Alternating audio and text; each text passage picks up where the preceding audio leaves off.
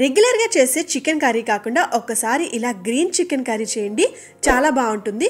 ఒక 4-5 పచ్చిమిర్చి, అలాగే నీట్గా వాష్ చేసుకున్న పుదీనా ఒక హ్యాండ్ఫుల్గా తీసుకోండి, కొత్తిమీర హ్యాండ్ఫుల్గా తీసుకుని, అలాగే ఒక 10 లేదా 12 జీడిపప్పు వేసుకోవాలి. ఇవన్నీ వేసేసి స్మూత్ పేస్ట్ చేసుకోవాలన్నమాట. ఇదే మన మేజర్ పార్ట్ ఇందులో. ఇప్పుడు ఆయిల్ వేసుకుని చిన్న దాల్చిన చెక్క ముక్క వేసుకుని దాన్ని లో ఫ్లేమ్లో పెట్టి ఫ్రై చేసుకున్న తర్వాత 3 ఉల్లిపాయలు చిన్నగా కట్ చేసుకుని వేసుకోవాలి. ఉల్లిపాయలు త్వరగా ఫ్రై అవడానికి 1/2 స్పూన్ పసుపు, 1 స్పూన్ సాల్ట్ వేసుకోవాలి. ఇవన్నీ వేసేసి బాగా కలిపేయండి. ఉల్లిపాయలు బాగా ఫ్రై అయిపోయిన తర్వాత 1.5 స్పూన్ అల్లం వెల్లుల్లి పేస్ట్ వేస్తున్నాను నేను. ఇది కూడా వేసేసి బాగా పచ్చివాసన పోయేంత వరకు వేయించుకుని 1 కిలో చికెన్ వేసాక హై ఫ్లేమ్లో పెట్టుకుని బాగా కలుపుతూ ఫ్రై చేసుకోవాలన్నమాట. ఇలా చికెన్ ఆయిల్లో ఫ్రై చేస్తే చాలా బాగుంటుంది.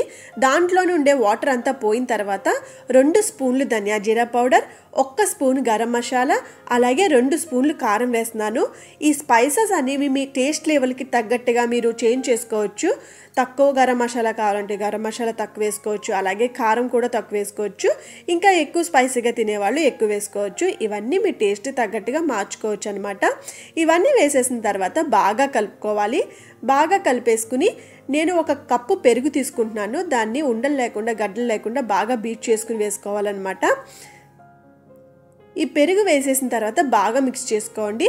ఇప్పుడు మనం ముందు రెడీ చేసి పెట్టుకున్న తర్వాత పేస్ట్ ఉంది కదా, ఆ పేస్ట్ యాడ్ చేయాలి.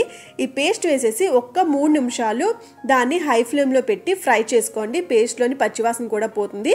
ఇవన్నీ ఫ్రై అయిపోయిన తర్వాత ఒక చిన్న 1/2 గ్లాస్ వాటర్ వేస్తే చాలు. ఎందుకంటే ఆల్రెడీ ఇందులో మనం పెరుగు యాడ్ చేసాం కాబట్టి వాటర్ అనేది తక్కువ వేసుకోవచ్చు. వాటర్ యాడ్ చేసిన తర్వాత మూత పెట్టేసి మీడియం ఫ్లేమ్లో పెట్టుకుని 10 నుంచి 15 మినిట్స్ కూర దగ్గరికి వచ్చేసే వరకు ఉడికించుకోవాలన్నమాట. కర్రీ దగ్గరికి వచ్చేసి ఆయిల్ పైకి తేరిన తర్వాత కసూరి మేతిని ఇలా రబ్ చేసి వేసుకోండి. అప్పుడే టేస్ట్ ఇంకా బాగుంటుంది. అంతేనండి, మన tasty green curry chicken curry ready అయిపోయింది. ఇది రైస్, రోటీ, చపాతీ, బగారా రైస్ ఎందులోకైనా పర్ఫెక్ట్ కాంబినేషన్ అనమాట. ఒకసారి ఇలా ట్రై చేసి చూడండి, మళ్ళీ మళ్ళీ ఇలా చేసుకోవడానికి ఇష్టపడతారు. అండ్ నా ఛానల్ ఎవరైనా సబ్స్క్రైబ్ చేసుకోకపోతే కనుక ప్లీజ్ సబ్స్క్రైబ్ చేసుకోండి, నన్ను సపోర్ట్ చేయండి. ఇంకా మీకు ఎలాంటి కుకింగ్ వీడియోస్ కావాలో నాకు ఒక కామెంట్ చేయండి, నేను అవి చేయడానికి ట్రై చేస్తాను. అండ్ ఈ రెసిపీ మాత్రం అందరూ ట్రై చేయండి. ఇది ఎవరికైనా యూస్ఫుల్ అవుతుంది అనుకుంటే కనుక షేర్ చేయండి. Thank you for watching.